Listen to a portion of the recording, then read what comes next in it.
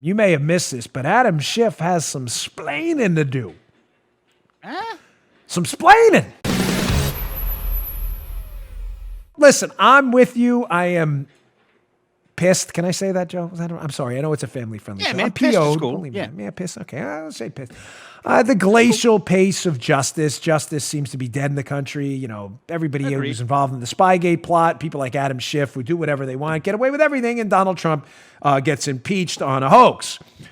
Having said that, when things happen, even if they're small steps, we should smile a little bit. I mean, this isn't the greatest measure in the world to get some justice for what Adam Schiff has done, but it is a small step. Let's get right to it. Here's the article by Kim Strassel. Again, 100% worth your time. Adam Schiff's surveillance state. An FCC official, finally, Joe, a government bureaucrat with some cojones, some tomatoes. An FCC official calls him out for obtaining call records without judicial review. Kim Strassel from yesterday. Finally, the swamp strikes back in a good way. So here's the story. This guy, Brendan Carr, who's the FCC commissioner, Federal Communications Commission, is like, wait. We have all these restrictions about how people can obtain phone records. It's illegal. I can't just obtain Joe Armacost's phone records. You need a subpoena.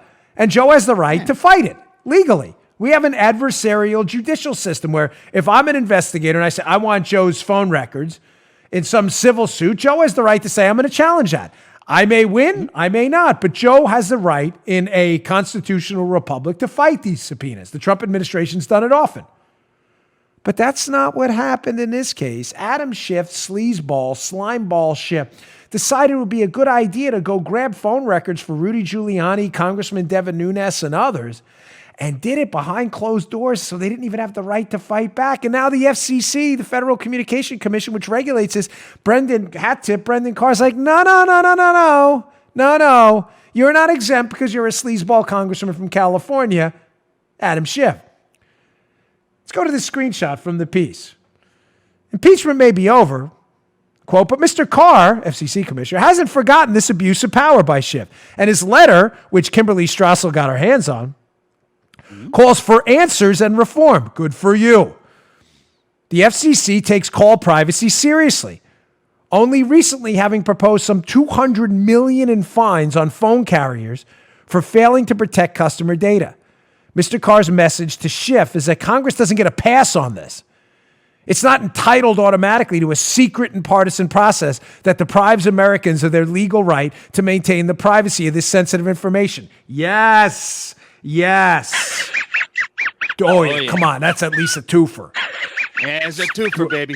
Definitely. I know you were going there, but I just wanted to make sure that's a double Muttley if there ever was one. We needed a Muttley. It's been, given everything going on, there's been a 2-week Muttley drought. Everybody needs a Muttley on a Friday. Combine that with our debunking a lot of myths about, I think today will put you at ease. Even producer Drew, who produces the video portion of the show, who's already listened to my interview with the coronavirus doctor, said, good job. It put my wife at ease a little bit. Mm-hmm. Good for you, FCC Commissioner Carr.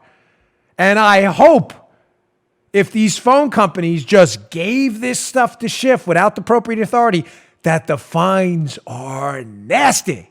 Nasty. Oh. Nasty. Oh. Now, showing you the slimy sleazery, I made that up, of what Adam Schiff actually did to obtain the phone records of Rudy Giuliani and Congressman Devin Nunes, because he is a slime ball and a sleaze. That's what he does. Here's another screenshot from the Wall Street Journal piece. Excellent piece again. Quote, this history is what made Adam Schiff's subpoenas so devious and abusive. He issued them secretly. He didn't notify his targets, and Republican committee members were barred from telling the public what they knew about the subpoenas. Ladies and gentlemen, this is like police state stuff. Kim goes on, quote, worse, Schiff deceived one of his targets. He sent a subpoena for call records to Giuliani on September 30th and suggested Giuliani had 2 weeks to work with him, even as Schiff was already secretly demanding Giuliani's call records from a phone carrier. Oh, boy.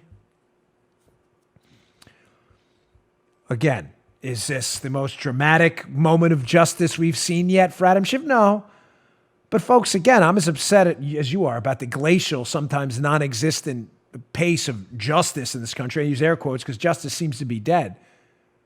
But some people are standing up, and some small things are happening.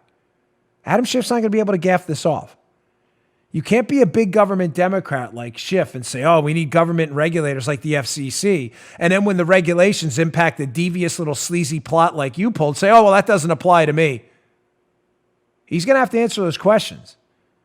And so are those phone carriers. You just heard The Dan Bongino Show.